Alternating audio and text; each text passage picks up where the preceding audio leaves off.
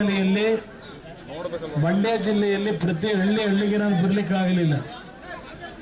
ಅದಕ್ಕೆ ಕೊನೆಯ ಹಂತದಲ್ಲಿ ಇವತ್ತು ಕೊಪ್ಪ ಭಾಗದ ನಮ್ಮ ತಂದೆ ತಾಯಿಗಳನ್ನ ಭೇಟಿ ಮಾಡಿ ನಿಮ್ಮಗಳ ಆಶೀರ್ವಾದವನ್ನು ಪಡೆಯಬೇಕು ಅಂತೇಳಿ ಬೆಳಗ್ಗೆ 9:15 ಗಂಟೆಗೆ ಸಮಯ ನಿಗದಿ ಮಾಡಲಿಕ್ಕೆ ಹೇಳಿದ್ದೆ. ಆದರೆ ಬೆಳಗ್ಗೆ 8 ಗಂಟೆಯಿಂದ ಪುನಃ ಹಲವಾರು ಭಾಗಕ್ಕೆ ಬರಬೇಕು ಅಂತೇಳಿ ಒತ್ತಡ ಮಾಡಿ ಇಳ್ಕೊಂಡು ಹೋದಂತ ಹಿನ್ನೆಲೆಯಲ್ಲಿ ಇವತ್ತು ನಿಮ್ಮನ್ನೆಲ್ಲ ಬಿಸಿಲಿನಲ್ಲಿ ಏನು ಕಾಯಿಸಿದ್ದೇನೆ.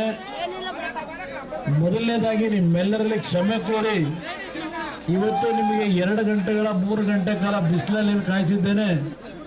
ಅದರ ಋಣವನ್ನ ತೀರಿಸ್ಕೋಬೇಕಂತದ್ದು ನನ್ನ ಜವಾಬ್ದಾರಿ.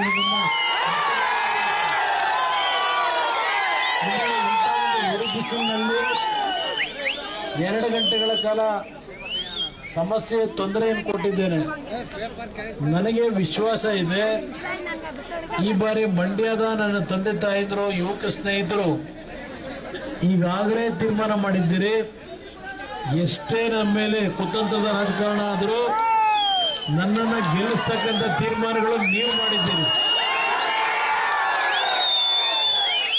ನನ್ನ ಗೆಲುವು ಅಂತಕ್ಕಂಥದ್ದು ನಿಮ್ಮ ಕೈನಲ್ಲಿದೆ. ಒಂದು ಇವತ್ತು ದೇಶದಲ್ಲಿ ನರೇಂದ್ರ ಮೋದಿ ಅವರು ಪ್ರಧಾನಮಂತ್ರಿಗಳಾಗೋದನ್ನ ಯಾರೂ ತಪ್ಪಿಸಲಿಕ್ಕೆ ಸಾಧ್ಯ ಇಲ್ಲ ಅನ್ನೋದು ದೇಶದಾದ್ಯಂತ ಜನ ಮಾತನಾಡ್ತಾರೆ. ಇವತ್ತು ವಿದೇಶಗಳಲ್ಲೂ ಸಹ ನರೇಂದ್ರ ಮೋದಿ ಅವರ ಬಗ್ಗೆ ಒಂದು ದೊಡ್ಡ ಮಟ್ಟದ ಪ್ರಶಂಸೆ ಏನಿದೆ. ನರೇಂದ್ರ ಮೋದಿ ಅವರು ದೇವೇಗೌಡರ ಜೊತೆ ಒಂದು ಉತ್ತಮವಾದಂತಹ ಬಾಂಧವ್ಯ ಹೊಂದಿದ್ದಾರೆ. ಅದರ ಜೊತೆಗೆ ನನ್ನ ಬಗ್ಗೆನೂ ಅವರಲ್ಲಿ ನಾನು ಮುಖ್ಯಮಂತ್ರಿಯಾಗಿ ಕೆಲಸ ನಿರ್ವಹಣೆ ಮಾಡಿರ್ತಕ್ಕಂಥ 2 ಅವಧಿಯ ಸಂಪೂರ್ಣ ಮಾಹಿತಿಗಳನ್ನು ಅವರು ಇಟ್ಕೊಂಡಿದ್ದಾರೆ. ನಾನು ಇವತ್ತು ಬಿಜೆಪಿಯ ಜೊತೆ ಹೊಂದಾಣಿಕೆ ಮಾಡಿರ್ತಕ್ಕಂಥದ್ದು ನಮ್ಮ ವೈಯಕ್ತಿಕವಾದಂತಹ ಆಸೆ ಆಕಾಂಕ್ಷೆಗಳಿಗಲ್ಲ. ಇವತ್ತು ಬಿಜೆಪಿಯ ಜೊತೆ ಒಂದು ಸರ್ಕಾರ ಮಾಡಿರೋದು ಯಾವೊಂದು ನಮ್ಮ ಕನ್ನಡ ನಾಡಿನ ಕಾವೇರಿ ನೀರನ್ನು ಉಳಿಸ್ತಕ್ಕಂಥದ್ರಲ್ಲಿ 100 ವರ್ಷಗಳಿಂದ ನಮಗೆ ಸರಿಯಾದ ರೀತಿಯ ನಮ್ಮ ನೀರನ್ನು ಪಡೆಯತಕ್ಕಂಥ ಒಂದು ವೈಫಲ್ಯವನ್ನು ಕಂಡಿದ್ದೇವೆ. ಈಗಾಗಲೇ ಸನ್ಮಾನ್ಯ ದೇವೇಗೌಡರು ನರೇಂದ್ರ ಮೋದಿ ಅವರ ಜೊತೆಯಲ್ಲಿ ಈ ಕಾವೇರಿಯ ನದಿಯ ನೀರಿನ ಹಂಚಿಕೆಯಲ್ಲಿ ಆಗಿರತಕ್ಕಂಥ ಅನ್ಯಾಯದ ಬಗ್ಗೆ ನರೇಂದ್ರ ಮೋದಿ ಅವರ ಹತ್ರ ಸುದೀರ್ಘವಾಗಿ ಚರ್ಚೆ ಮಾಡಿದ್ದಾರೆ. ನಿಮ್ಮೆಲ್ಲರಿಗೂ ಗೊತ್ತಿದೆ, ಬಹುಶಃ ನೀವು ಸಹ ಮೇಕೆದಾಟಿನ ವಿಷಯದಲ್ಲಿ ಕಾಂಗ್ರೆಸ್ ನಾಯಕರು ಪಾದಯಾತ್ರೆ ಮಾಡಿದಾಗ ಇಲ್ಲಿಂದಲೂ ಕೆಲವರು ಹೋಗಿದ್ದೀರಿ. ನಮ್ಮ ಜನ ನೀರಿನ ವಿಷಯದಲ್ಲಿ ಏನಾದರೂ ಒಂದು ಅನುಕೂಲ ಆಗಲಿ ಅಂತ ಹೇಳಿ ಆ ಪಾದಯಾತ್ರೆಯಲ್ಲಿ ಭಾಗವಹಿಸಿದ್ರಿ. ಅವತ್ತು ಕಾಂಗ್ರೆಸ್ ನಾಯಕರು ಹೇಳಿದ್ರು ನಮ್ಮ ನೀರು ನಮ್ಮ ಹಕ್ಕು ಅಂತಕ್ಕಂಥ ಘೋಷಣೆಯ ಮುಖಾಂತರ ಹೋದ್ರು ಪಾದಯಾತ್ರೆ. ಸರ್ಕಾರ ರಚನೆ ಆಯಿತು. ಸರ್ಕಾರ ರಚನೆ ಆದ ನಂತರ ಆ ನಮ್ಮ ನೀರು ನಮ್ಮ ಹಕ್ಕು ಅಂತಕ್ಕಂಥದನ್ನ ಮರೆತು ನಮ್ಮ ನೀರು ತಮಿಳುನಾಡಿನ ಹಕ್ಕು ಅಂತಕ್ಕಂಥ ರೀತಿಯಲ್ಲಿ ನಮ್ಮ ರೈತರಿಗೆ ಭತ್ತ ನಾಟಿ ಮಾಡಬೇಡಿ, ಈ ಬಾರಿ ನಿಮಗೆ ನೀರು ಕೊಡೋದಿಲ್ಲ ಅಂತ ಹೇಳಿ ಭತ್ತನೂ ನಾಟಿ ಮಾಡೋದು ಬೇಡ ಅಂದ್ರು. ಕಬ್ಬು ಇವತ್ತು ಹಲವಾರು ಭಾಗದಲ್ಲಿ ಒಣಗಿದೆ. ಇವತ್ತು ಬೆಂಕಿ ಇಡ್ತಕ್ಕಂಥ ಪರಿಸ್ಥಿತಿಗಳು ಶುರುವಾಗಿದೆ. ಬೆಂಕಿ ಇಡ್ತಕ್ಕಂಥ ವಾತಾವರಣ ನಿರ್ಮಾಣ ಇದೆ.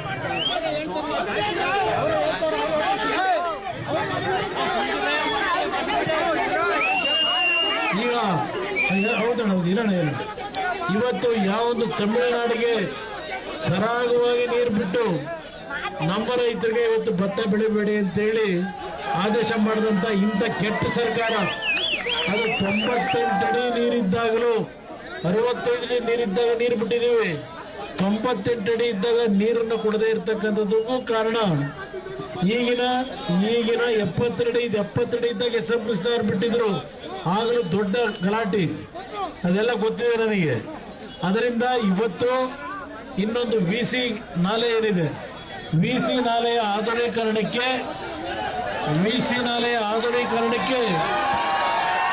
ನಾನು 2018 ಮುಖ್ಯಮಂತ್ರಿ ಇದ್ದಾಗ ವಿಸಿ ನಾಲೆಯ ಒಂದು ಆಧುನೀಕರಣಕ್ಕೆ ಅಂತ ಹೇಳಿ 522 ಕೋಟಿ 37 ಲಕ್ಷ ಹಣವನ್ನ ಸರ್ಕಾರದಲ್ಲಿ ಬಿಡುಗಡೆ ಮಾಡಿದೆ. ಆದ್ರೆ ಒಂದು ಕಂಡೀಷನ್ ಆಗದೆ, ಅವತ್ತು ನೀರನ್ನ ನಿಲ್ಲಿಸದೆ ಕೆಲಸ ಮಾಡತಕ್ಕಂಥ ಆದೇಶ ಕೊಟ್ಟೆ. ಆನ್ ಅಂಡ್ ಆಫ್ ಇದರಲ್ಲಿ ಸ್ಕೀಮ್ನಲ್ಲಿ ಇವತ್ತು ಕೆಲಸವನ್ನ ಮಾಡ್ತಕ್ಕಂಥದ್ದು ಸೂಚನೆ ಕೊಟ್ಟಿದ್ದೆ. 300 ಕೋಟಿ ಹಣನೂ ಬಿಡುಗಡೆ ಮಾಡಿದ್ದೆ. ಆದರೆ ಇವತ್ತು ಆ ಕೆಲಸವನ್ನ ಇವರೇನ್ ಮಾಡಿದ್ದಾರೆ, 800 ಕೋಟಿಗೆ ಎಸ್ಟಿಮೇಟ್ ನ ಜಾಸ್ತಿ ಮಾಡಿ ಸಂಪೂರ್ಣ ನಮ್ಮ ರೈತರಿಗೆ ನೀರನ್ನ ವಿಸರ್ಜನೆ ಕೊಡೋದನ್ನ ನಿಲ್ಲಿಸಿ ಇವತ್ತು ಯಾರಿಗೆ ಲಾಭ ಮಾಡ್ಕೊಂಡಿದ್ದಾರೆ, ಯಾರ ಕೆಲಸ ಮಾಡ್ತಾ ಇರೋದು ಗೊತ್ತಿದೆ ನಿಮಗೆ. ಇವತ್ತು ಅವರಿಗೆ ದುಡ್ಡು ಮಾಡಿಕೊಂಡು ಆ ದುಡ್ಡು ಇಟ್ಕೊಂಡು ಹಂಚಬಹುದು ಅಂತ ಹೇಳಿ ಚುನಾವಣೆ ನಡೆಸಿ ಬಂದಿದ್ದಾರೆ. ಇದೆಲ್ಲ ಒಂದು ಭಾಗ ಇರಲಿ. ಇಲ್ಲಿ ನಮ್ಮ ರೈತರಿಗೆ ನೀರು ಕೊಡದೆ ಇಂಥ ಒಂದು ಬರಗಾಲ ಅದೇನೋ ಗೊತ್ತಿಲ್ಲ. ಕಾಂಗ್ರೆಸ್ ಸರ್ಕಾರ ಯಾವಾಗ ಬಂದರೂ ಬರಗಾಲ ಇದೆಲ್ಲ ನೋಡಿದ್ದೀವಿ. ಇವತ್ತು ಇದೆಲ್ಲ ಒಂದು ಭಾಗ. ನಾನು ನಿಮ್ಗೆ ಕೈ ಜೋಡಿಸಿ ಮನವಿ ಮಾಡೋದು, ದೇವೇಗೌಡರನ್ನ ಬೆಳೆಸಿದ್ದೀರಿ, ನಮ್ಮನ್ನು ಬೆಳೆಸಿದ್ದೀರಿ. ಹೇಳಿ,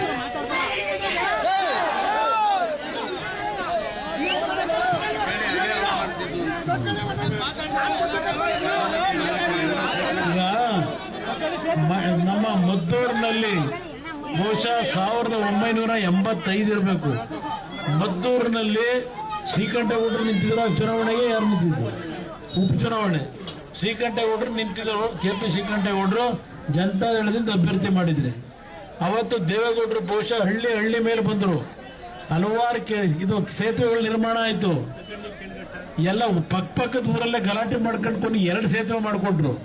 ಅವತ್ತಿನ ಸಂದರ್ಭದಲ್ಲಿ ಹಲವಾರು ಯೋಜನೆಗಳನ್ನ ಈ ಜಿಲ್ಲೆ ಕೊಟ್ಟಿರ್ತಕ್ಕಂಥದ್ದು ದೇವೇಗೌಡರದ ಒಂದು ಭಾಗವಾದ್ರೆ, ನನ್ನನ್ನು ಕೇಳ್ತಾರಲ್ಲ ಕುಮಾರಸ್ವಾಮಿ ಏನ್ ಕೊಟ್ಟ ಇಲ್ಲಿ ಜಿಲ್ಲೆಗೆ ಅಂತ ಹೇಳಿ ಈಗ ಹೇಳ್ತಾ ಇದ್ರಿ ಪುಣ್ಯಾತ್ಮರು.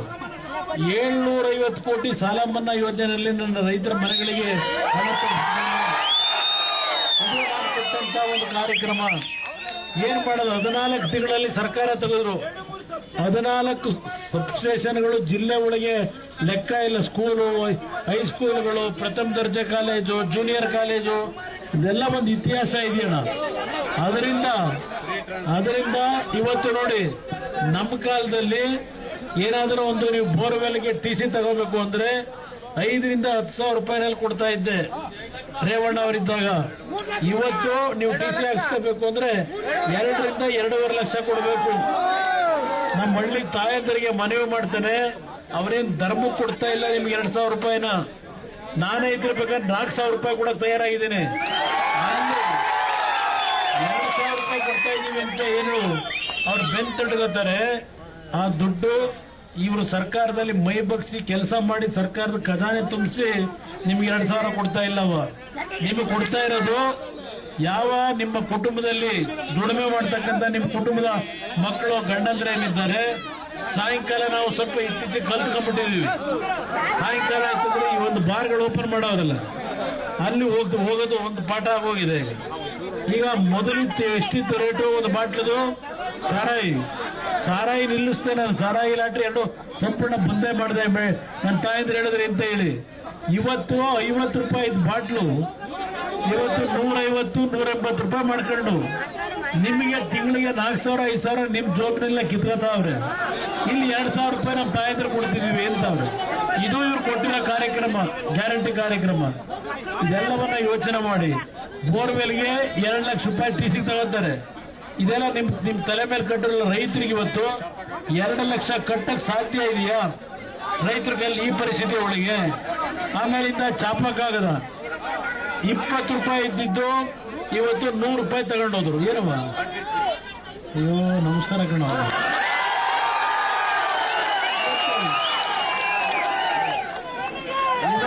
ನಿಮಗೆ ಯಾವ ರೀತಿ ಇವತ್ತು ಸಂಕಷ್ಟಗಳಿದೆ. 2,000 ರೂಪಾಯಿನಲ್ಲಿ ಎಷ್ಟು ವರ್ಷ ನೀವು ಬದುಕಕ್ಕೆ ಸಾಧ್ಯ? 2,000 ರೂಪಾಯಿ ಇವತ್ತು. ಅದಕ್ಕೋಸ್ಕರವಾಗಿ ನಮ್ಮ ಕಾರ್ಯಕ್ರಮ, ನೀವು ನಿಮ್ಮ ಮಕ್ಕಳಿಗೆ ಉಚಿತವಾಗಿ ಇಂಗ್ಲಿಷ್ ಮಾಧ್ಯಮದಲ್ಲಿ ಶ್ರೀಮಂತ ಮಕ್ಕಳಿಗೆ ಬೆಂಗಳೂರು ನಗರದಲ್ಲಿ ಏನು ವಿದ್ಯೆ ಕೊಡ್ತಾರೆ ಶಿಕ್ಷಣ, ಅದೇ ರೀತಿಯ ಶಿಕ್ಷಣ ನನ್ನ ಹಳ್ಳಿಯ ಮಕ್ಕಳು ಇವತ್ತು ಯಾವುದೇ ಸಮಾಜ ಇರಲಿ ನಿಮಗೆ ಪುಕ್ಕಟ್ಟೆಯಾಗಿ ಮಕ್ಕಳಿಗೆ ವಿದ್ಯೆಯನ್ನು ಕೊಡಬೇಕು ಅನ್ನೋದು ನನ್ನ ಕಾರ್ಯಕ್ರಮ. ಅದಷ್ಟೇ ಅಲ್ಲ, 25 ನಿಮಗೆ ಇದೇ ದೊಡ್ಡ ಹಣ ಇರ್ತದಣ್ಣ ನಿಮ್ಗಳಿಗೆ. 25 ಲಕ್ಷ 30 ಲಕ್ಷ. ನಾನು ಈ ಬಾರಿ 3ನೇ ಬಾರಿ ನನ್ನ ಒಂದು ಆಪರೇಷನ್ ಏನಾಯ್ತು, ಇವತ್ತು ನಾನು 25 ಲಕ್ಷ ಕಟ್ಟಬೇಕಾಯ್ತು ಆಸ್ಪತ್ರೆಗೆ. ಅವ್ರಿಗೆ ಏನ್ ಗೊತ್ತು ಪಾಪ ಅವರಿಗೆ. ಈಗ ಇರ್ತಕ್ಕಂಥ ಟೆಕ್ನಾಲಜಿ ಅದಕ್ಕೆ ಹೇಳೋದು ಅಂತ ಕಾಯಿಲೆ ಬಂದಾಗ ನನಗೇನೋ ದುಡ್ಡಿತ್ತು ಕಟ್ಟದೆ ಮಾಡಿಸ್ಕೊಂಡ್ ಬಂದೆ. ಇಲ್ಲಿ ಇದೀರಲ್ಲ ನೀವು 25 ಲಕ್ಷ ದುಡ್ಡು ಕಟ್ಟಿ ನಿಮ್ ಜೀವ ಉಳಿಸ್ಕೊಳಕ್ ಸಾಧ್ಯವ? ಇದಿಲ್ಲ ಇಲ್ಲಿ. ಅದಕ್ಕೋಸ್ಕರಲೇ ಇಂಥ ಒಂದು ಪರಿಸ್ಥಿತಿಗಳಲ್ಲಿ ಅದು 25 ಲಕ್ಷದ ಕಾಯಿಲೆ ಇರಲಿ 30 ಲಕ್ಷದ ಕಾಯಿಲೆ ಇರಲಿ, ಸರ್ಕಾರವೇ ಸಂಪೂರ್ಣವಾಗಿ ಹಣ ಕೊಟ್ಟು ನಿಮ್ ಜೀವ ಉಳಿಸಬೇಕು. ಇದು ನಾನು ಕೊಡಬೇಕು ಅಂತ ಇರೋ ಕಾರ್ಯಕ್ರಮ. ಇವತ್ತು ಯಾವ ಮೇಕೆದಾಟು ಹೆಸರು ಹೇಳ್ಕೊಂಡು ವೋಟ್ ಹಾಕ್ಸ್ಕೊಂಡ್ರು, ಮೇಕೆದಾಟನ ಏನು ಈಗ ನೋಡಿ, ಇದು ನನ್ನ ಜನ ಪ್ರೀತಿಯಿಂದ ನೀವು ಕೊಡೋದು ನನಗೆ ದೊಡ್ಡ ಆಸ್ತಿ. ಇದು ಇವತ್ತು ಮೇಕೆದಾಟ ಹೆಸರಿನಲ್ಲಿ ನಿಮ್ ಕೈಲಿ ವೋಟ್ ಹಾಕ್ಸ್ಕೊಂಡು ಈಗ ಹೇಳ್ತಾರೆ ದೇವೇಗೌಡರು ನರೇಂದ್ರ ಮೋದಿಗೆ ಮಾತಾಡಿ ಪರ್ಮಿಷನ್ ಕೊಡಿಸ್ಬಿಡ್ಲಿ, ಅನುಮತಿನ ನಾಳೆ ಬೆಳಗ್ಗೆ ಶುರು ಮಾಡಿಸ್ಬಿಡ್ತೀವಿ ಕೆಲಸ ಅಂತಾರೆ. ಇಲ್ಲಿ ಅನುಮತಿ ಕೊಡಬೇಕಾದರೂ, ಒಪ್ಪಿಗೆ ಕೊಡಬೇಕಾದರೂ ಈ ಪಕ್ಕದ ತಮಿಳುನಾಡು ಸರ್ಕಾರ ಮೊನ್ನೆ ಚುನಾವಣೆ ಟೈಮ್ನಲ್ಲಿ ಪ್ರಣಾಳಿಕೆ ಬಿಡುಗಡೆ ಮಾಡಿದ್ರು. ನಾವು ಇವರು DMK ಜೊತೆಯಲ್ಲಿ 8 ಸೀಟ್ ತಗೊಂಡು ನಿಂತವರಲ್ಲಿ, ತಮಿಳುನಾಡಿನಲ್ಲಿ 8 ಸೀಟ್ ಕಾಂಗ್ರೆಸ್ ತರಿಗೆ ಕೊಟ್ಟವರು DMK ಅವರು. ಅವ್ರ ಜೊತೆ ಸಂಬಂಧ. ಅಯ್ಯೋ ತಾಯಿ,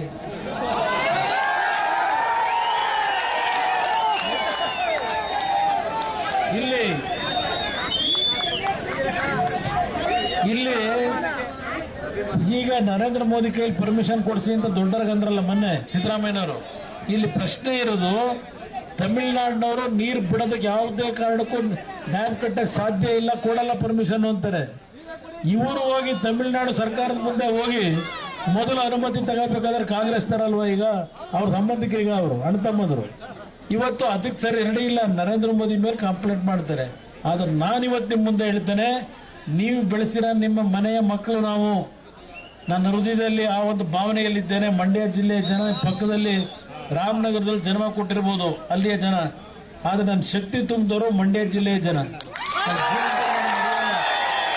ಇವತ್ತು ಜಿಲ್ಲೆಯ ಸಮಗ್ರ ಅಭಿವೃದ್ಧಿ ಅಷ್ಟೇ ಅಲ್ಲ, ಒಂದು ಮಾತನ್ನ ಕೊಡ್ತೇನೆ, ಮೇಕೆದಾಟಿನ ಹತ್ರ ಡ್ಯಾಮ್ ಕಟ್ತಕ್ಕಂಥದ್ದು ಏನಿದೆ ಇವ್ರ ಕೈ ಸಾಧ್ಯ 10 ವರ್ಷ ಆದ್ರೂ ಸಾಧ್ಯ ಆಗಲ್ಲ. ನಾನು ಒಂದು ಮಾತು ಹೇಳ್ತೀನಿ ನಿಮಗೆ, ಈ ಚುನಾವಣೆಯಲ್ಲಿ ಹೆಚ್ಚಿನ ಬಹುಮತದಲ್ಲಿ ನನಗೆ ಆಶೀರ್ವಾದ ಮಾಡಿದ್ರೆ ಆ ಒಂದು ಡ್ಯಾಮಿನ ವಿಷಯದಲ್ಲಿ ಎಲ್ಲಾ ರೀತಿಯ ಕಾನೂನು ತೊಡಕುಗಳನ್ನು ಸರಿಪಡಿಸಿ ಈ ಒಂದು ವರ್ಷದ ಒಳಗೆ ಅಲ್ಲಿ ಕೆಲಸ ಪ್ರಾರಂಭ ಮಾಡಿಸುವ ನನ್ನ ಜವಾಬ್ದಾರಿ. ನಮ್ಮ ರಾಜ್ಯದ ನೀರಾವರಿ ಯೋಜನೆಗಳನ್ನು ಸಮರ್ಪಕವಾಗಿ ಉಪಯೋಗ ಯಾವ ರೀತಿ ಮಾಡಬೇಕು, ನನ್ನ ರೈತರಿಗೆ ಕಬ್ಬಿನ ಬೆಳೆಗೆ ಯಾವ ರೀತಿಯ ಒಂದು ನಿಗದಿ ಮಾಡಬೇಕು ದರವನ್ನ. ಅದಷ್ಟೇ ಅಲ್ಲ, ಕೊಬ್ಬರಿ ಬೆಳೆಗಾರರು ಬೆಳೆದು ಕೊಬ್ಬರಿ ಮಾರಾಟ ಮಾಡಕ್ಕಾಗದೆ ಇವತ್ತು ಸಂಕಷ್ಟಕ್ಕೆ ಒಳಗಾಗಿದ್ದಾರೆ. ಇವತ್ತು ಜಿಲ್ಲೆಯ ಅಭಿವೃದ್ಧಿಗಳನ್ನು ನಾವು ಕಾಣ್ತಾ ಇಲ್ಲ. ನಾನು ಒಂದು ಮಾತು ಹೇಳ್ತೇನೆ, ನನಗೆ ಇರ್ತಕ್ಕಂಥ ನರೇಂದ್ರ ಮೋದಿ ಅವರ ಒಂದು ವಿಶ್ವಾಸದಲ್ಲಿ ಮಂಡ್ಯ ಜಿಲ್ಲೆಯನ್ನ ಇಡೀ ರಾಜ್ಯದಲ್ಲೇ ಒಂದು ಮಾದರಿ ಜಿಲ್ಲೆಯಾಗಿ ಮಾಡ್ತಕ್ಕಂಥದ್ದಕ್ಕೆ ಪ್ರಾಮಾಣಿಕವಾಗಿ ನಿಮ್ಮ ಜೊತೆಯಲ್ಲಿ ನಾನು ಕೆಲಸ ಮಾಡ್ತೀನಿ. ರಾಮನಗರದಲ್ಲಿ ಉಳಿಸ್ತೀನ ನನ್ನ ಜವಾಬ್ದಾರಿ. ಈಗ ಏನು ಈ ಹಣ ಇದೆಯಲ್ಲ, ಈ ಹಣದ ಮೇಲೆ ನಾನು ಪ್ರಮಾಣ ಮಾಡಿ ಇಡ್ತೇನೆ. ನೀವು ಬಿಡುಗಡೆ ಮಾಡಿದ ನನ್ನ ದೇವೇಗೌಡರಿಗೆ ನನಗೆ ಇಬ್ಬರಿಗೆ ಜವಾಬ್ದಾರಿ ಕೊಡಿ. ಇವ್ರು ಯಾರು ಏನು ಬೇಕಾದ್ರೂ ನಮ್ಮ ಬಗ್ಗೆ ಚರ್ಚೆ ಮಾಡಲಿ, ಯಾರು ಏನು ಬೇಕಾದ್ರೂ. ಪಾಪ ನಿನ್ನೆ ಮದ್ದೂರಲ್ಲ ಎಲ್ಲೋ ಇವರ ಎದುರಾಳಿ ನನ್ನ ಸ್ನೇಹಿತ ಅಂತ ಹೇಳ್ಬೇಡಿ ಅಂತಾರೆ, ಎಲ್ಲ ಹಳೆ ಸ್ನೇಹಿತ ಅನ್ಬೇಡಿ ಅಂತಾರೆ ಎಲ್ಲರೂ ನನಗೆ. ಇವರು ಎದುರಾಳಿ ಸುರೇಶ್ ಗೌಡ್ರ ಎದುರಾಳಿ ಮೊನ್ನೆ ಒಂದು ಭಾಷಣ ಮಾಡಿರೋದು ವೈರಲ್ ಆಗಿದೆ. ಕುಮಾರಸ್ವಾಮಿ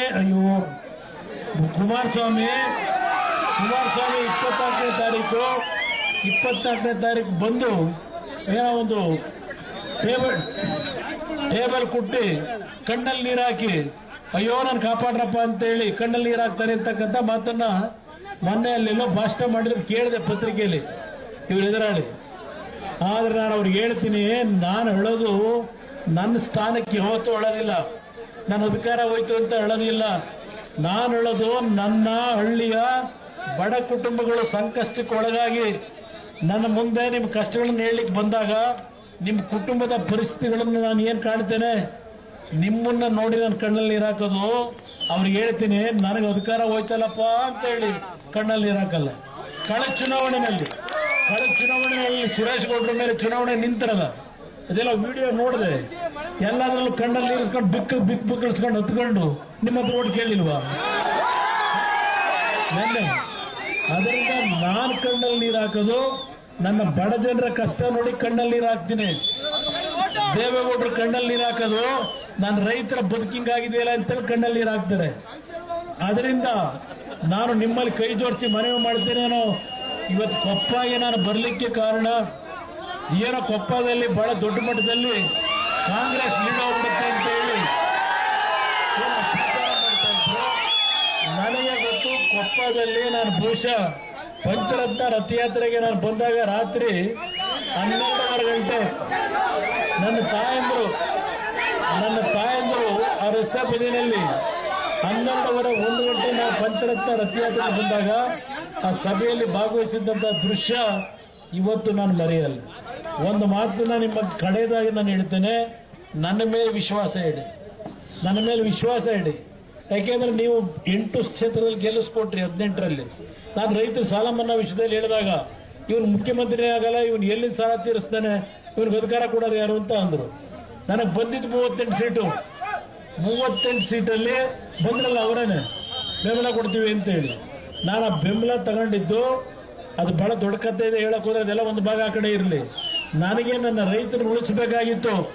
ರೈತರ ಸಾಲ ಮನ್ನಾ ನಮ್ಮ ಜವಾಬ್ದಾರಿ ಅಲ್ಲ ಅಂತ ಕಾಂಗ್ರೆಸ್ ನಾಯಕರಂದ್ರು. ಅದೆಲ್ಲವನ್ನ ಧಿಕ್ಕರಿಸಿ ಕೇವಲ 14 ತಿಂಗಳಲ್ಲಿ 25,000 ಕೋಟಿ ಹಣ ಬಿಡುಗಡೆ ಮಾಡಿ ನನ್ನ ರೈತರು ಸಾಲ ಮನ್ನಾ ಮಾಡೋದಲ್ಲ. ನಾವು ಸಾಲ ಮನ್ನಾ ಮಾಡಲಿಕ್ಕೆ ದುಡ್ಡಿನ ಕೊಡ್ತೆ ಅಂತೇಳಿ ನರೇಂದ್ರ ಮೋದಿ ಅವ್ರ ಮುಂದೆ ಹೋಗಿ ಅರ್ಜಿ ಹಾಕೊಂಡು ನಿಂತ. ಯಾರ ಹತ್ರಕ್ಕೂ ಅರ್ಜಿ ಹಾಕೊಂಡವ್ರು ಇರ್ಲಿಲ್ಲ. ನಿಮ್ಮ ದುಡ್ಡು ನನ್ನ ಮನೆಯಿಂದ ತಂದು ಕೊಡ್ಲಿಲ್ಲ ಸಾಲ ಮನ್ನಾ. ನಿಮ್ಮ ದುಡ್ಡು ಸರ್ಕಾರಿ ಕಟ್ಟಿದ್ರಿ, ನೀವು ಕಟ್ಟಿರೋ ದುಡ್ಡು ಖಜಾನೆಯಲ್ಲಿ ಏನಿತ್ತು ಅದನ್ನ ಸರಿಯಾದ ರೀತಿ ಬಳಕೆ ಮಾಡಿ ಇವತ್ತು 25,000 ಕೋಟಿ ರೈತನ ಬದುಕನ್ನು ಸರಿಪಡಿಸಲಿಕ್ಕೆ ಕೊಟ್ಟಿದ್ದು. ನಿಮ್ಮ ದುಡ್ಡು ಕೊಟ್ಟಿದ್ದೇನೆ, ನನ್ನ ದುಡ್ಡೆಲ್ಲ ಕೊಟ್ಟಿರೋದು. ಆದರೆ ನನ್ನ ಕರ್ತವ್ಯ ನಿರ್ವಹಿಸಿದ್ದೇನೆ. ನನ್ನ ಮೇಲೆ ವಿಶ್ವಾಸ ಇಡಿ. ಈ ಚುನಾವಣೆಯಲ್ಲಿ ಬಿಜೆಪಿ ಮತ್ತು ಜೆಡಿಎಸ್ನ ಅಭ್ಯರ್ಥಿಗಳು 28ಕ್ಕೆ 28 ಸ್ಥಾನ ಗೆಲ್ತಕ್ಕಂಥ ವಾತಾವರಣ ಇದೆ ಕರ್ನಾಟಕದಲ್ಲಿ. ನಿಮ್ಮ ಸರ್ಕಾರ ಈ ವರ್ಷದೊಳಗೆ ಹೊಸ ಸರ್ಕಾರ ಇಲ್ಲೂ ಬರುತ್ತೆ. ಕೇಂದ್ರದಿಂದ ಈ ಜಿಲ್ಲೆಯ ಅಭಿವೃದ್ಧಿ ಕಳೆದ ಹಲವಾರು ವರ್ಷಗಳಿಂದ ನೋಡ್ತಾ ಇದ್ದೇನೆ. ನಾನು ಬೆಂಗಳೂರಿನಿಂದ ಪ್ರತಿದಿನ ಮೈಸೂರಿಗೆ ಚೆನ್ನಾಂಬಿಕಾ ಚಿತ್ರಮಂದಿರ ಇದೇನಿಟ್ಕೊಂಡಿದ್ದೆ, ಹಂಚಿಕೆದಾರಕ್ಕೆ. ಬೆಳಗ್ಗೆ ಹೋಗಿ ರಾತ್ರಿ ವಾಪಸ್ ಬರುವೆ. ಮಂಡ್ಯ, ಮದ್ದೂರು ಇವೆಲ್ಲ ಈಗ ಫ್ಲೈಓವರ್ ಇವೆಲ್ಲ ಆಗಿದೆಯಲ್ಲ ರೋಡು, ಈ ರೋಡ್ಗೂ ನಾನು ಮುಖ್ಯಮಂತ್ರಿ ಇದ್ದಾಗ ನನ್ನ ರೈತರು ಜಮೀನನ್ನು ಕಳ್ಕೊತಾರೆ, 4 ಪಟ್ಟು ದುಡ್ಡು ಹೆಚ್ಚಿಗೆ ಕೊಡಬೇಕು ಅಂತ ಹೇಳಿ ಮುಖ್ಯಮಂತ್ರಿಯಾಗಿ 2ನೇ ಬಾರಿ ನಾನು ತೆಗೆದುಕೊಂಡಂತ ನಿರ್ಧಾರದಿಂದ ಈ ರಸ್ತೆ ವೇಗವಾಗಿ ಬೆಳೀತು. ಇವತ್ತು ಅದು ನಾನು ತೆಗೆದುಕೊಂಡ ನಿರ್ಧಾರ. ನಾವು ಯಾವುದು ಕಮಿಷನ್ ಹೊಡೆಯಕ್ಕೆ ಹೋಗಲಿಲ್ಲ. ಇವತ್ತು ಆ ಕೆಲಸ ಏನಾಗಿದೆ ಅದೊಂದು ಬಿಟ್ರೆ ಈ ಜಿಲ್ಲೆನಲ್ಲಿ ಬೆಂಗಳೂರಿಂದ ಮೈಸೂರಿಗೆ ಏನ್ ಡೆವಲಪ್ಮೆಂಟ್ ಆಯಿತು, ನಮ್ಮ ಯುವಕರಿಗೆ ಕೆಲಸ ಸಿಗ್ತ. ನಾನು 2ನೇ ಬಾರಿ ಮುಖ್ಯಮಂತ್ರಿ ಆದಾಗ KRS ಹತ್ರ ರೈತರ 1 ಇಂಚು ಭೂಮಿನೂ ತಗೊಳ್ಳದೆ ನಮ್ಮ ಸರ್ಕಾರಿ ಭೂಮಿನೇ ಏನಿತ್ತು ಅಲ್ಲಿ ಒಂದು ಡಿಸ್ನಿಲ್ಯಾಂಡ್ ನ ಪ್ರಾರಂಭ ಮಾಡಿ ಕನಿಷ್ಠ 50,000 ಕುಟುಂಬಗಳಿಗೆ ಮಂಡ್ಯ ಜಿಲ್ಲೆಯ ಜನತೆ ಏನಿದ್ದೀರಿ ನಿಮ್ಮ ಮನೆಯ ಬದುಕನ್ನು ಸರಿಪಡಿಸಬೇಕು ಅಂತ ಹೇಳಿ ನಾನು 50,000 ಕುಟುಂಬಗಳ ಬದುಕನ್ನು ಸರಿಪಡಿಸಬೇಕು ಅಂತೇಳಿ ಡಿಸ್ನಿಲ್ಯಾಂಡ್ ಮಾಡ್ಲಿಕ್ಕೆ ಹೋದೆ. ಇನ್ನು 5 ವರ್ಷ ಇದ್ದಿದ್ರೆ ಆ ಕಾರ್ಯಕ್ರಮ ಮಾಡಿಕೊಡ್ತಿದ್ದೆ. ಅದಷ್ಟೇ ಅಲ್ಲ, ನಾನು ಒಂದು ಮಾತು ಹೇಳ್ತೇನೆ. ಇವತ್ತು ನೀರಿನ ಸಮಸ್ಯೆಯನ್ನು ಎದುರಿಸ್ತಾ ಇದ್ದೀರಿ. ನಾನು ಆ ನೀರಿನ ಸಮಸ್ಯೆಯನ್ನ ದೇವೇಗೌಡರ ನಾಯಕತ್ವದಲ್ಲಿ ಈ ಬಾರಿ ಇದನ್ನ ಸರಿಪಡಿಸಿ ಈ ನನ್ನನ್ನು ಲೋಕಸಭೆಗೆ ಕಳಿಸಿದರೆ ದೇವೇಗೌಡರು ರಾಜ್ಯಸಭೆಯಲ್ಲಿದ್ದಾರೆ. ಇವತ್ತು ಈ ಒಂದು ನೀರಿನ ವಿಷಯದಲ್ಲಿ ನಮಗಾಗಿರ್ತಕ್ಕಂಥ ಅನ್ಯಾಯವನ್ನ ಈ 5 ವರ್ಷದಲ್ಲಿ ಸರಿಪಡಿಸದೇ ಇದ್ರೆ ಮತ್ತೆಂದು ಮಂಡ್ಯದಲ್ಲಿ ಓಟ್ ಕೇಳಕ್ ನಾನು ಬರಲ್ಲ. ಈ ಬಾರಿ ಪರೀಕ್ಷೆ ಮಾಡಿ ಹಲವಾರು ರೀತಿಯಲ್ಲಿ ನಮ್ಗೆ ಅನ್ಯಾಯ ಆಗಿದೆ. ದೇವೇಗೌಡರ ನಿರಂತರವಾದ ಹೋರಾಟ, 62 ವರ್ಷದ ಹೋರಾಟ ಕಾವೇರಿ ನೀರಿನ ವಿಷಯದಲ್ಲಿ, ಅದಕ್ಕೆ ಇವತ್ತು ಅಂತಿಮವಾದಂತ ಒಂದು ಬರಹ ಬರೆಯತಕ್ಕಂಥದ್ದಕ್ಕೆ ತೀರ್ಮಾನ ಮಾಡಿ ಇವತ್ತು ಈ ಚುನಾವಣೆ ನಿಂತಿದ್ದೇನೆ. ನಿಮ್ಮನ್ನ ನಾನು ಮನವಿ ಮಾಡೋದು, ನಿಮ್ಮ ಕುಟುಂಬದಲ್ಲಿ ನಾನು ಒಬ್ಬ ಅಣ್ಣನೋ ತಮ್ಮನೋ ಅಂತಕ್ಕಂಥ ಒಂದು ಪ್ರೀತಿ ವಿಶ್ವಾಸದಿಂದ ಇವತ್ತು ನನ್ನನ್ನು ಉಳಿಸ್ಕೊಳ್ಳಿ. ನಾನಿವತ್ತು ಇಲ್ಲಿ ಬಂದು ನಿಂತಿದ್ದು ಈ ಪಕ್ಷ ಉಳಿಸ್ಬೇಕು ಅಂತ ನಿಂತಿದ್ದೇನೆ.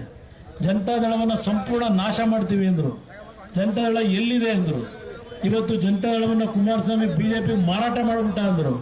ನಾನು ಅವ್ರು ಹೇಳ್ತೀನಿ ನಾಯಕರುಗಳಿಗೆ, ತಮಿಳುನಾಡಿಗೆ ಈಗ ನೀರು ಮಾರಾಟ ಮಾಡ್ಕೊಂಡಲ್ಲ ನಿಮ್ಮ ಅಧಿಕಾರಕ್ಕೋಸ್ಕರವಾಗಿ, ಅಂತ ಕೀಳು ಮಟ್ಟದ ಕೆಲಸ ನಮ್ಮ ಜೀವನದಲ್ಲಿ ನಾವು ಮಾಡೋ ಪ್ರಶ್ನೆ ಇಲ್ಲ. ಈ ಜನತಾದಳ ನನ್ನ ಪಕ್ಷ ಅಲ್ಲ, ಇದು ಈ ನಾಡಿನ ರೈತರ ಸ್ವತ್ತು, ಇದು ರೈತರ ಆಸ್ತಿ, ಇದು ಜನತಾದಳ. ಈ ಆಸ್ತಿಯನ್ನ ಶಿವಕುಮಾರ್ ಹೇಳ್ತೇನೆ, ನಮ್ಮ ಜೀವನದಲ್ಲಿ ಎಂದು ನಾವು ನೆಲಕ್ಕೆ ಹೋಗೋವರೆಗೂ ಮಾರಾಟ ಮಾಡೋ ಪ್ರಶ್ನೆ ಇಲ್ಲ. ಇದು ನಿಮ್ಮ ಪಕ್ಷ. ಜನತಾದಳ ಅಂದ್ರೆ ಜನತೆಯ ಪಕ್ಷ. ಇದು ನೀವು ಬೆಳೆಸಿದ್ದೀರಿ ಈ ಪಕ್ಷ. ಇದನ್ನು ಯಾವನ ಕೈಲೂ ಮಾರಾಟ ಮಾಡಕ್ ಸಾಧ್ಯ ಇಲ್ಲ. ಅದರಿಂದ ನಿಮ್ಮಲ್ಲಿ ಮನವಿ ಮಾಡ್ತೇನೆ, ಈ ಪಕ್ಷ ಮುಂದಿನ ದಿನಗಳಲ್ಲಿ ನಿಮ್ಮ ಆಶೀರ್ವಾದದಲ್ಲಿ, ಕಳೆದ ಬಾರಿ 8ಕ್ಕೆ 8 ಇಲ್ಲೇನು ಕೊಟ್ರಿ ಜನತಾದಳದ ಅಭ್ಯರ್ಥಿಗಳಿಗೆ ಸ್ವಲ್ಪ ಲೋಪಗಳಾಗಿದ್ದಾವೆ, ನಾನು ಕ್ಷಮಿಸಿ ಅಂತ ಕೇಳ್ತೇನೆ. ನಾವು ನಿಮ್ಮ ಮನೆ ಮಕ್ಕಳು. ನಿಮ್ಮ ಮನೇಲಿ ಮಕ್ಕಳು ಯಾರಾದ್ರೂ ದಾರಿ ತಪ್ಪಿದ್ರೆ ಅವ್ರನ್ನ ಸರಿಪಡಿಸೋದಕ್ಕೆ ನೀವು ಅವ್ರಿಗೆ ಹಿತೋಪದೇಶ ಮಾಡಲ್ವಾ? ನೀವು ಬೆಳೆಸಿರೋ ಮಕ್ಕಳು ನಾವೇನಾದ್ರು ತಪ್ಪು ಮಾಡಿದ್ರೆ ಕ್ಷಮಿಸಿ, ನಮ್ಮನ್ನ ತಿದ್ಕೊಳ್ಳಿಕ್ಕೆ ಒಂದು ಅವಕಾಶ ಕೊಡಿ. ಎಲ್ಲರನ್ನು ತಿದ್ಕೊಳ್ಳಿಕ್ಕೆ ಅವಕಾಶ ಕೊಟ್ರೆ ಸರಿಪಡಿಸಿ ಈ ಜಿಲ್ಲೆಯ ಸಮಗ್ರ ಅಭಿವೃದ್ಧಿ, ನಾನೇನು ನನ್ನದೇ ಆದಂತ ಒಂದು ಕಲ್ಪನೆ ಇಟ್ಕೊಂಡಿದ್ದೇನೆ. ಇವತ್ತು ಆ ಕಲ್ಪನೆಯನ್ನ ಜಾರಿಗೆ ತರಲಿಕ್ಕೆ ಏನು ಎಷ್ಟು ದುಡ್ಡು ಗೊತ್ತಾ ಇದೆಯಾ ಭಯ್ಯೋ?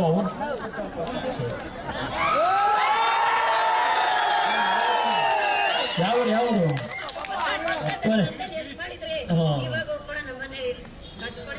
ಆಯ್ತಣ್ಣ ಆಯ್ತಣ್ಣ.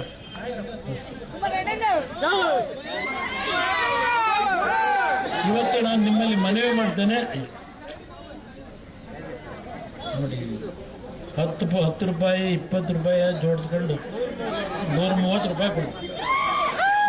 ಇದೇ ನಮ್ಮ ಆಸ್ತಿ ಅಂತ ಅದಕ್ಕೆ ಹೇಳ್ತದೆ. ಅದರಿಂದ ನನಗೆ ನಿಮ್ಮ ಕುಟುಂಬದ ಮಗ ಅಂತಕ್ಕಂಥ ಭಾವನೆ ಇಟ್ಕೊಳ್ಳಿ. ನಾನು ಲೋಕಸಭಾ ಸದಸ್ಯನಾಗಿ ಈ ಚುನಾವಣೆಯಲ್ಲಿ ಸ್ಪರ್ಧೆ ಮಾಡಿಲ್ಲ. ನಾನು ಸ್ಪರ್ಧೆ ಮಾಡಿರ್ತಕ್ಕಂಥದ್ದು ನಿಮ್ಮ ಕುಟುಂಬದ ಅಣ್ಣನೋ ತಮ್ಮನಾಗಿ ನಿಂತಿದ್ದೇನೆ. ನಾನು ಲೋಕಸಭಾ ಸ್ಥಾನದ ಅಭ್ಯರ್ಥಿ ಅನ್ನೋದಕ್ಕಿಂತ ಹೆಚ್ಚಾಗಿ ನಿಮ್ಮ ಕುಟುಂಬವನ್ನ ನನ್ನ ಕುಟುಂಬ ಅಂತಕ್ಕಂಥ ಒಂದು ಭಾವನೆಯಲ್ಲಿ ಅಣ್ಣ ತಮ್ಮಂದರಾಗಿ ನಾವೇನು ಬದುಕಿದ್ದೇವೆ. ಯಾರೇ ಕಷ್ಟ ಅಂತ ಬಂದ್ರು ಜೊತೆಯಲ್ಲಿ ಏನು ಬದುಕಿದ್ದೇನೆ. ನನ್ನ ಮೇಲೆ ವಿಶ್ವಾಸ ಇಟ್ಟು ಈ ಚುನಾವಣೆಯಲ್ಲಿ ನನಗೊಂದು ನಂಬಿಕೆ ಇದೆ, ಬಹಳ ಜನ ಸೋಲಿಸ್ತೀವಿ ಅಂದರು. ಸಿದ್ದರಾಮಯ್ಯನವರು ಹೇಳಿದ್ರು, ಸರ್ ಕುಮಾರಸ್ವಾಮಿ ಸೂರ್ಯಚಂದ್ರ ಹುಟ್ಟೋದು ಎಷ್ಟು ಸತ್ಯವೋ ಕುಮಾರಸ್ವಾಮಿ ಸೋಲೋದು ಅಷ್ಟೇ ಸತ್ಯ ಅಂತ ಮೊನ್ನೆ ಹೇಳಿದ್ದಾರೆ. ನಾನು ಅದಕ್ಕೋಸ್ಕರ ಒಂದು ಮಾತು ಹೇಳಿದೆ, ನನ್ನ ಸೋಲಾಗ್ತಕ್ಕಂಥದ್ದು ಗೆಲುವಾಗ್ತಕ್ಕಂಥದ್ದು ಸಿದ್ದರಾಮಯ್ಯ ಅವರೇ ನಿಮ್ಮ ಕೈಲೂ ಇಲ್ಲ, ಶಿವಕುಮಾರ್ ಅವರೇ ನಿಮ್ಮ ಕೈಲೂ ಇಲ್ಲ. ನನ್ನ ಸೋಲು ಗೆಲುವು ಇರ್ತಕ್ಕಂಥದ್ದು ಮಂಡ್ಯ ಜಿಲ್ಲೆಯ 17 ಲಕ್ಷ ಮತದಾರರೇನಿದ್ದೀರಿ ನನ್ನ ತಂದೆ ತಾಯಂದರು, ಇವರ ಓಟೇ ಇಲ್ವಲ್ಲ, ಇಲ್ಲಿ ಇವ್ರದೇ ಓಟ್ ಇಲ್ಲ. ಅದರಿಂದ ಇವರ ಒಂದು ಭವಿಷ್ಯ ಏನಿದೆ ನನಗೆ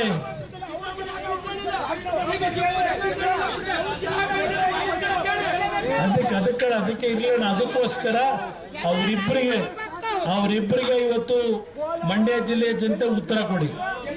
ಇವತ್ತು ಈ ರಾಜ್ಯದಲ್ಲಿ ಏನು ನೀವು ರಾಮನಗರ ಕಳೆದ 25 ವರ್ಷದಿಂದ ಆಗಿತ್ತು. ಇವತ್ತು ಯಾವ ರೀತಿ ಇದೆ ಅಂತಕ್ಕಂಥದ್ದು ನೀವು ಅಲ್ಲಿ ಓಡಾಡ್ತಾ ಇರ್ತೀರಿ, ನಿಮಗೆ ಗೊತ್ತಿದೆ. ಇಗ್ಲೂರು ಜಲಾಶಯ ಕಟ್ತಾರೆ ಯಾರು, ಅಲ್ಲಿಂದ ಇವತ್ತು ಕೆಲವು ಭಾಗಕ್ಕೆ ನೀರು ಇವತ್ತು ಮದ್ದೂರು ತಾಲೂಕಿನಲ್ಲಿ ಬಂದಿದ್ರೆ ದೇವೇಗೌಡರು ಕೊಟ್ಟಂತ ಕಾರ್ಯಕ್ರಮ, ಕಾವೇರಿಯಿಂದ ನೀರು ಕೊಟ್ಟಂತ ಕಾರ್ಯಕ್ರಮ. ಆದರೆ ಇವತ್ತು ಕಾಂಗ್ರೆಸ್ ಸರ್ಕಾರದಲ್ಲಿ ರೈತನ ಇವತ್ತು ಬೀದಿಗೆ ತಂದು ನಿಲ್ಲಿಸಿದ್ದಾರೆ, ಕುಡಿಯೋ ನೀರು ಇಲ್ಲ ಆ ಪರಿಸ್ಥಿತಿ ತಂದಿದ್ದಾರೆ. ಇವತ್ತು ಇದೆಲ್ಲವನ್ನ ನೋಡಿ ಇವತ್ತು ನಿಮ್ಮಲ್ಲಿ ಕೈ ಜೋಡಿಸಿ ಮನವಿ ಮಾಡ್ತೇನೆ. ಸುರೇಶ್ ಗೌಡ್ರ ನೇತೃತ್ವದಲ್ಲಿ ಇವತ್ತು ಏನು ಹಳ್ಳಿನಲ್ಲಿ ಅವರೊಂದು ಸೋತ ಮೇಲೆ ಒಂದು ಛಲದಿಂದ ಮನೆಗೆ ಏನ್ ಬರ್ತಾ ಇದ್ದಾರೆ. ಇವತ್ತು ದನಕರುಗಳಿಗೆ ಒಂದು ನೋಡೋಣ, ನಾವು ಈಗ ಚಾಮುಂಡಿ ತಾಯಿಗೆ ಮದ್ದೂರಮ್ಮನಿಗೆ ಭಕ್ತಿಯಿಂದ ಪೂಜೆ ಸಲ್ಲಿಸೋಣ. ಆದಷ್ಟು ಬೇಗ ಒಳ್ಳೆ ರೀತಿಯಾಗಿ ನಮ್ಮ ಜನರ ಬದುಕು ಹಸನಾಗಲಿ ಅಂತಕ್ಕಂಥದ್ದನ್ನ ಕಾಂಗ್ರೆಸ್ ಭಜನೆ ಮಾಡಿದ್ರೆ ನೀರು ಬರಲ್ಲ, ಆ ದೇವರ ಭಜನೆ ಮಾಡಿದ್ರೆ ತಾಯಿ ನೀರು ಕೊಡ್ತಾಳೆ. ಅದರಿಂದ ಇವತ್ತು ನಿಮ್ಮಲ್ಲಿ ಕೈ ಜೋಡಿಸಿ ಮನವಿ ಮಾಡ್ತೇನೆ, ನಿಮ್ಮ ಮನೆಯ ಮಗ ಅಂತಕ್ಕಂಥ ಭಾವನೆಯಿಂದ ಈ ಚುನಾವಣೆಯಲ್ಲಿ ನಮ್ಮ ಕೊಪ್ಪ ಭಾಗದಲ್ಲಿ ಕನಿಷ್ಠ 10,000 ಹೆಚ್ಚಿನ ಬಹುಮತವನ್ನ ನಿಮ್ಮ ಮನೆಯ ಮಗನಿಗೆ ಕೊಡ್ತಾ ಇದ್ದೇವೆ ಅಂತಕ್ಕಂಥ ಪ್ರೀತಿಯಿಂದ ನಾನು ಆಶೀರ್ವಾದ ಮಾಡಿ ಅಂತ ಹೇಳಿ ನನ್ನ ಬಿಟ್ಟು ಭತ್ತದ ಹೊರೆ ಹೊತ್ತಿರ್ತಕ್ಕಂಥ ಮಹಿಳೆ ಕ್ರಮ ಸಂಖ್ಯೆ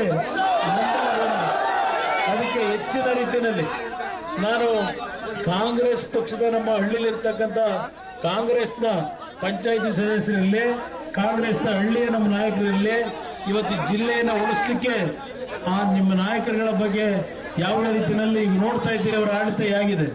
ದಯವಿಟ್ಟು ನೀವೆಲ್ಲರೂ ಸಹ ನಮ್ಮ ಜೊತೆ ಕೈ ಜೋಡಿಸಿ ಅಂತಕ್ಕಂಥ ಮನವಿ ಮಾಡಿ ಇವತ್ತು ಭಾರತೀಯ ಜನತಾ ಪಾರ್ಟಿ ಮತ್ತು ಜೆಡಿಎಸ್ನ ಅಭ್ಯರ್ಥಿಗಳು ಜೆಡಿಎಸ್ನ ಅಭ್ಯರ್ಥಿಗಳು ಜೆಡಿಎಸ್ನ ಕಾರ್ಯಕರ್ತರು ನಿಮ್ಮೆಲ್ಲರ ಆಶೀರ್ವಾದವನ್ನ ಇವತ್ತಿನ 2 ದಿನ ನಿಮ್ಮ ಊರಲ್ಲಿದ್ದು ಪ್ರತಿ ಬೂತ್ ಮಟ್ಟದಲ್ಲಿ ಯಾವುದೇ ರೀತಿ ಸಮಸ್ಯೆ ಆಗದಾಗೆ ನಿಮ್ಮ ಆಶೀರ್ವಾದವನ್ನು ಮಾಡಿ ಅಂತಕ್ಕಂಥ ಮನವಿ ಮಾಡಿ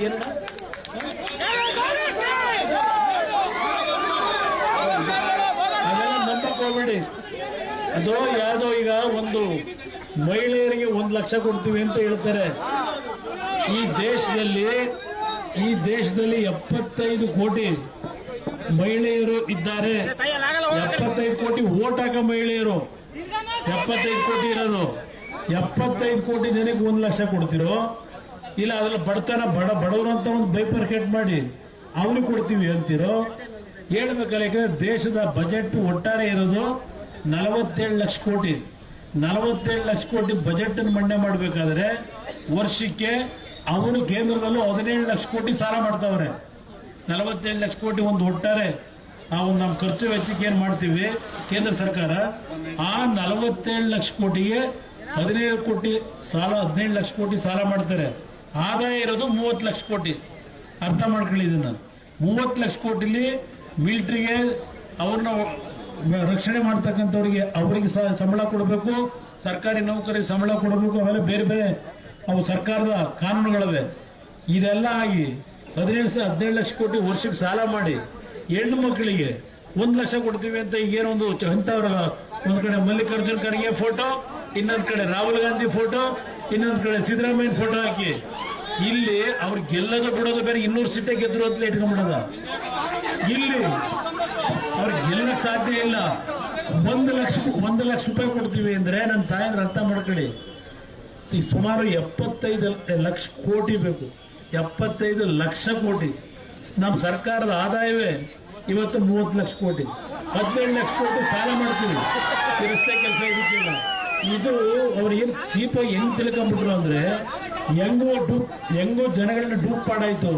5 ಗ್ಯಾರಂಟಿ ಅಂತ ಹೇಳಿ ಡೂಪ್ ಮಾಡಿ ನಿಮ್ಮಿಂದ ಮತ ಬಿಡೋದು ಅಂತ ಹೇಳಿ ಈಗ 1 ಲಕ್ಷ ಕೋಟಿ 1 ಲಕ್ಷ ರೂಪಾಯಿ ಹೋಗೋರು. ಇದೆಲ್ಲ ನಂಬೇಡಿ. ನಿಮ್ ಗ್ಯಾರಂಟಿ ಸ್ಕೀಮ್ ಇದೆಯಲ್ಲ 2000 ರೂಪಾಯಿ ಬಹಳ ದಿವಸ ಇಡಲ್ಲ ಇವರು. ಈ ಲೋಕಸಭೆ ಚುನಾವಣೆ ಆದ್ಮೇಲೆ ಏನೋ ಕತೆ ಹೇಳೋದೆಲ್ಲ ಗೋವಿಂದ ಅಂತ ಅಂದ್ಬಿಟ್ಟು ಕಳಿಸ್ತಾರೆ.